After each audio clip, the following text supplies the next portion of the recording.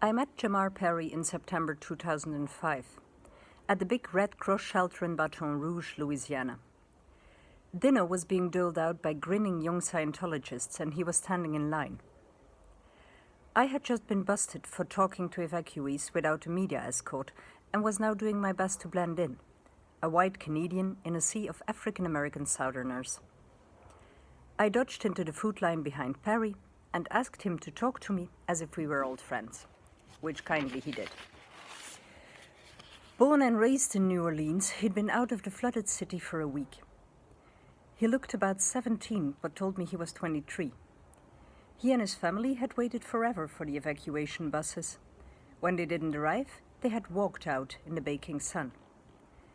Finally, they ended up here, a sprawling convention center, normally home to pharmaceutical trade shows and capital city carnage, the ultimate in steel cage fighting.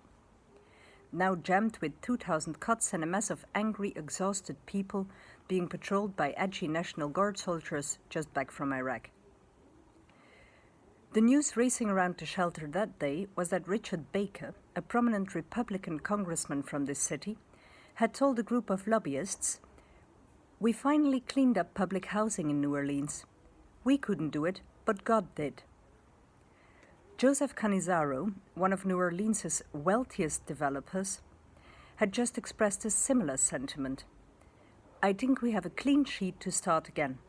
And with that clean sheet, we have some very big opportunities." Lower taxes. Very big opportunities. All that week, the Louisiana state legislature in Baton Rouge had been crawling with corporate lobbyists, helping to lock in those big opportunities. Lower taxes, fewer regulations, cheaper workers, and a smaller, safer city, which in practice meant plans to level the public housing projects and replace them with condos. Hearing all the talk of fresh starts and clean sheets, you could almost forget the toxic stew of rubble, chemical outflows, and human remains just a few miles down the highway. Over at the shelter, Jamar could think of nothing else. "I really don't see it as cleaning up the city. What I see is a lot of people got killed uptown, people who shouldn't have died." He was speaking quietly, but an older man in line in front of us overheard and whipped around. "What's wrong with these people in Baton Rouge? This isn't an opportunity, it's a goddamn tragedy. Are they blind?" A mother with 2 kids chimed in. "No, they're not blind. They're evil. They see just fine."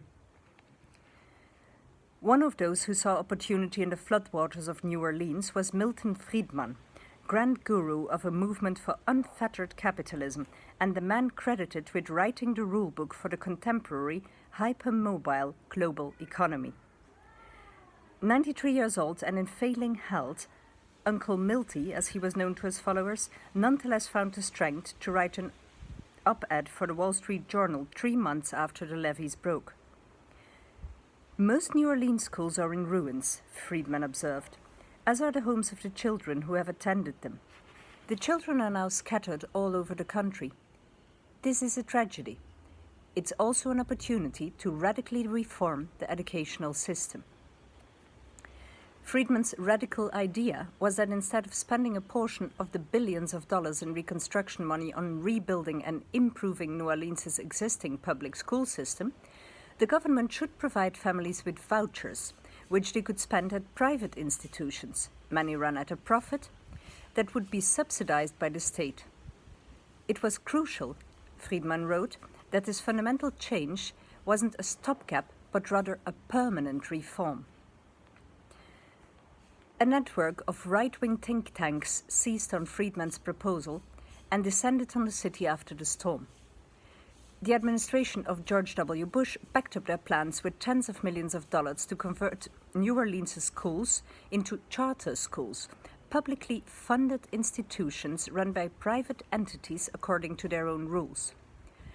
Charter schools are deeply polarizing in the United States, and nowhere more than in New Orleans, where they are seen by many African American parents as a way of reversing the gains of the civil rights movement, which guaranteed all children the same standard of education. For Milton Friedman, however, The entire concept of a state-run school system reeked of socialism. In his view, the state's sole functions were to protect our freedom, both from the enemies outside our gates and from our fellow citizens, to preserve law and order, to enforce private contracts, to foster competitive markets. In other words, to supply the police and the soldiers. Anything else, including providing free education, was an unfair interference in the market. In sharp contrast to the glacial pace with which the levees were repaired and the electricity grid was brought back online, the auctioning off of New Orleans' school system took place with military speed and precision.